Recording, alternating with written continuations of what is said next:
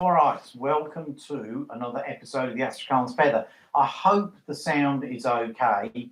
It's a long story, but basically I'm having to use a different computer because the original one has broken.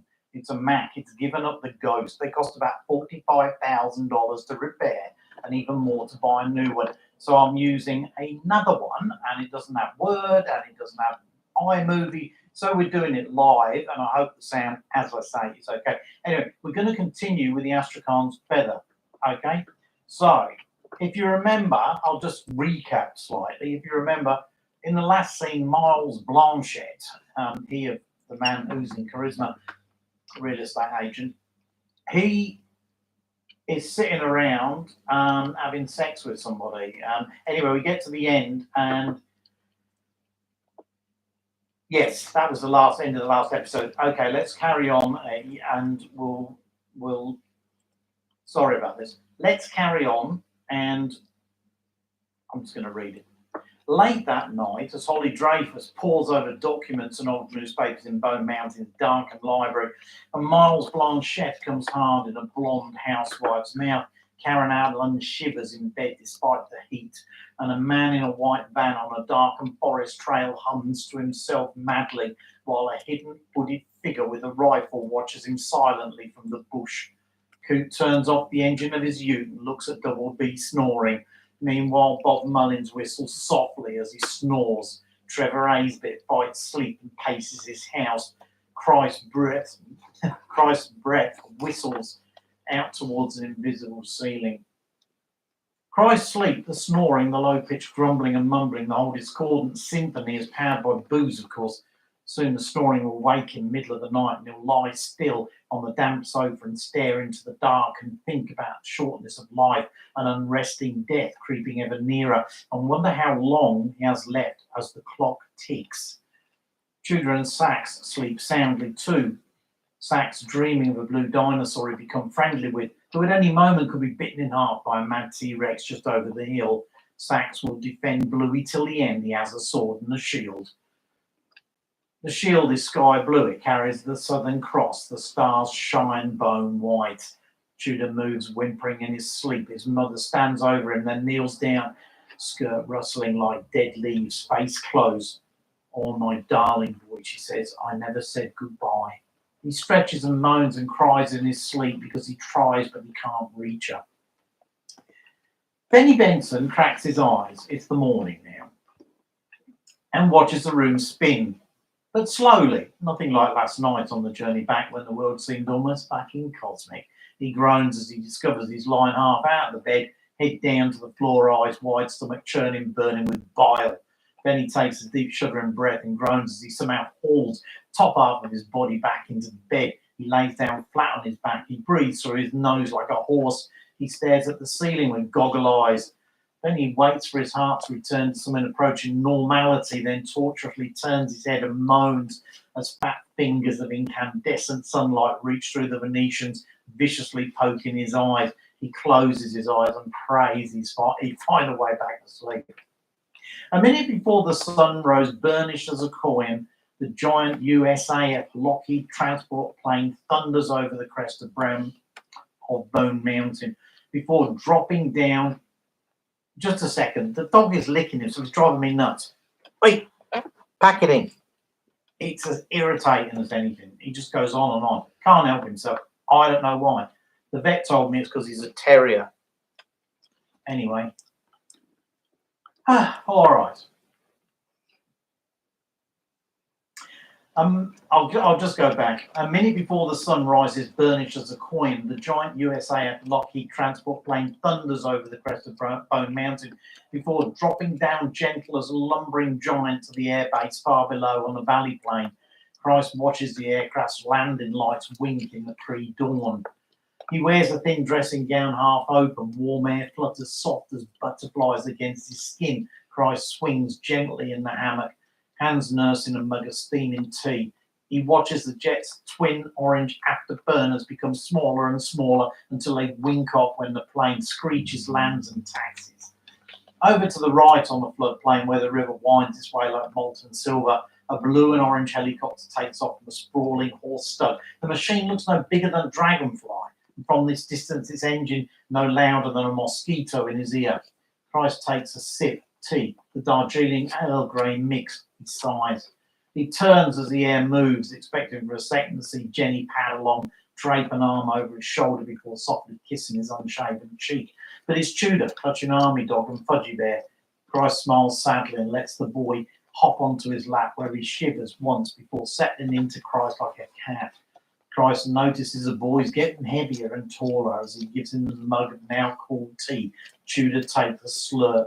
Dad, we got school today? Christ laughs. Yes, unfortunately for you, my boy, you do. Ah, but, said Christ, holding up a finger, only 2 weeks until summer holidays. Tudor punches the air. Yay! Now, what do you want for breakfast, young man, and where's your brother? Christ laughs. Tudor shrugs, still in bed. You can hear him snore from the moon. It's true, actually. Christ laughs as he gently tips his son off his lap. Then we shall dine alone, well, at least until Sachs gets up. Dad, can I have the TV on? Christ looks at the trees against the remains of the night, the moon fading, eclipsed by its sunny brother. He breathes in deep through his nose and smells. It's because it said smelled. I'm trying to change the tense. And smells the beginning of the day. Okay, but keep it down low. It's early. Tudor wants a toasted ham and cheese sandwich and a cup of tea. Sachs, who stumbles down and flops on the sofa 10 minutes after his brother, has Vegemite and toast and a hot chocolate in a cup made in Scotland, bought by Jenny at the Eden Project. It had bears on it drinking coffee and a quote from Beethoven. It's true. All of that is true. Christ gets some cereal in a bowl, sits down with the boys and looks at it. The kids watch him as they eat. Dad? Christ smiles with the corner of his mouth at Tudor, holds a finger up, gets up, walks in the fridge. A stainless steel double-doored monster with polished industrial strength handles the length of the doors. It costs as much as a second-hand Volkswagen. That's true. I'll stop saying that. Just assume it's all true, unless it isn't. All right? But seriously, Christ, it will last us for the rest of our days, Jenny had said, looking at him in the shop, head sideways, arched eyebrow. He raised his hand in surrender. Every time he pulled, the suck of the doors made him remember that conversation. He didn't much like that. He stared into the fridge, feeling the cold marble harden his glossy eyes. He comes back to the table, sits down again, blinks, twists the top off the bottle. As he pours, they watch him, Sachs with his mouth open, Tudor frowning. Now that's beer you're putting on the Cheerios. Christ looks up at Tudor with a mad smile on his face. The cereal crackles and pops. The Cooper's fizzes. Christ says coarsely, let's see what it's like, and scoops up some cereal with a silver spoon, stolen up a Qantas flight from London, and takes it in his mouth and closes his eyes and chomps. He says, a fine bouquet, just a hint of the bubble. But what a precocious little bastard. The kids laugh. The police station is cool, almost cold in the morning, this early in the morning. Bob Mullins yawns, rubs his eyes. He looks over at the other bed. It's made, and for a second he thinks he'd imagined last night, but then he looks again. Only one person he knew would bother with hospital corners. It's true, it's true. He slips out the single bed and into his slippers and heads for the small kitchen, stretching in his pyjamas as he walks. The kettle burbles, mumbles, and Bob looks into space and wonders what's going on with the girl. He shrugs and picks up a copy of the record. Hang on. Stop. Enough. Driving me mad. It's like water torture. It's drip, drip, drip all the time. Lick, lick, lick. It's driving me nuts. Anyway, let's carry on. Where are we? He shrugs and picks up a copy of the record one of the cops must have left on the kitchen countertop. He unfolds it. Murder, reads the headline across the top of the page. Mullins shakes his head, but still he reads the story Holly Dreyfus has written. Yeah, he has to admit she knows what she's doing with words, and it's all factual enough. He sniffs. In Mullins' experience, truth was often a casualty when it came to journalists. He takes a cup of tea back into the bedroom, put it on the chest of drawers, and quickly got dressed in his sergeant's uniform. He takes a long pull of the tea, swallows, lets out a sigh of appreciation. Well, for sure, there's nothing finer than tea. He laces up his shoes, puts his hat on, checks the Glock is firm in its holster, walks to the front desk, lifts the opening section, strides across the silent reception area, unbolts the door and almost opens it before he remembers. He grunts, goes back into his small office and scoops up the sunglasses. Big wraparound. Even so, when he walks out into the new day, the heat and fierce bright light whack him. I know it's a bit too much detail. You probably don't need it, right? But I just want you to imagine what he's doing, where he's going, and all that sort of stuff. High up on the mountain, it's all happening at the same time, right? I'm just going to have a drink of Cooper's beer. They really should sponsor me. Honestly, they really should.